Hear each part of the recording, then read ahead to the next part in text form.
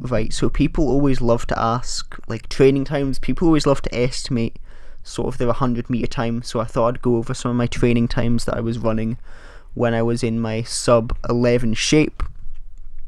So interestingly enough, I thought I'd just sort of share my first 60 meter meet and share like the time that I ran the week before. So you saw there, I think it was 7:39, and then that was like without the reaction time from first movement. So going into this meet, I had kind of no expectations because I was running like, not like incredibly fast. I wouldn't say slow, but just not really fast. So I didn't have any expectations for the actual competition. And then I ended up running like a 7.05 in the final, finishing in third place at my first like, quote unquote national meet. It's like a Scottish students athletics meet. So I don't know if it's really classed as like a national meet, but third place at that, being my first ever like competitive meet, I was very, very happy with that.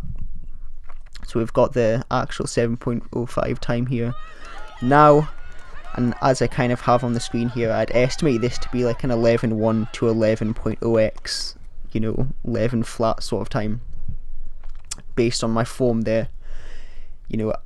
I've never really had great speed endurance, so I don't think it would have been like, I was getting faster. I definitely would have been, a lot slower.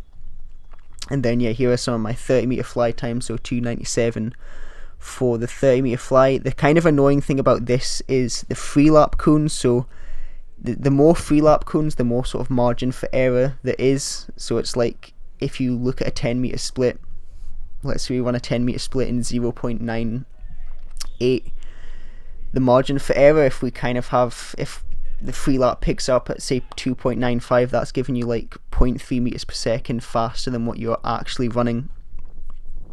So there's like a larger margin for error with the free lap, which is why I like to have the cones more spaced out now. And now when I time 30 meter flies with the free lap, I try and space them out and just have like the two cones instead of trying to get like multiple splits, just because it gives a much more accurate picture of your speed over the kind of 30 meter distance. So the 2:97, I'm not really 100% convinced that that's like super accurate, but that's what I got for that.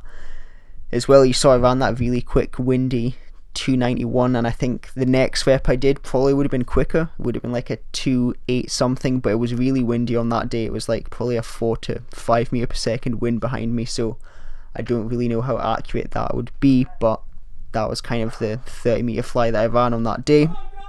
And note as well that that 30 meter fly was ran like a few weeks after injury, so I was doing a lot of like 90% runs, and then eventually we built back up to max effort sprints, and that was like the second max effort sprint session where I ran that really quick 30 meter fly time. And then as you can see, sort of my 30 meter times are roughly in the 4.1 range. That's what I ran before I did my 11.02 in the meet into headwind. And then I was doing some 4.07s for the this rep was actually 4.08, not 4.07. I've got the wrong text on the screen, but that's the kind of like speed I was roughly at. I think on that day when I ran that 95 meter rep, if I was competing, I feel like I could have been like, sub 11, maybe even like a 10.8, like 10.8 high sort of time. But of course, I'll never know because I didn't run a meet that day. And then as well, finally, we've got sort of the times that I was running the week of my first sub 11 race. So my 90 meter rep, so this was like sprint, float, sprint. So you sprint hard, then you float, then you sprint again. So it's not really like max effort, but the times really weren't amazing. So I think that, coupled with just like the like suboptimal lead up to the actual sub 11 race, kind of like reduced my expectations to sort of zero. So like going into these races, I had like no expectation of doing anything like, like earth shattering or anything that was like good. Didn't really expect to set a PR. We managed to do that in the end. I think as well, it's like, when you don't put expectations on yourself, you can just like perform like so much better. That's sort of my experience, so I never try and say like I want to kind of run this time or that time. But yeah, that's about it. So this is my video of my times, I guess, from, I guess you can maybe compare your times. But one thing I would say is I do get a really good adrenaline response when I'm competing, so I find my times are like so much quicker. you can see my 30 meter time when I'm looking at the 240 frames per second, you know, comparing it to 7 days prior.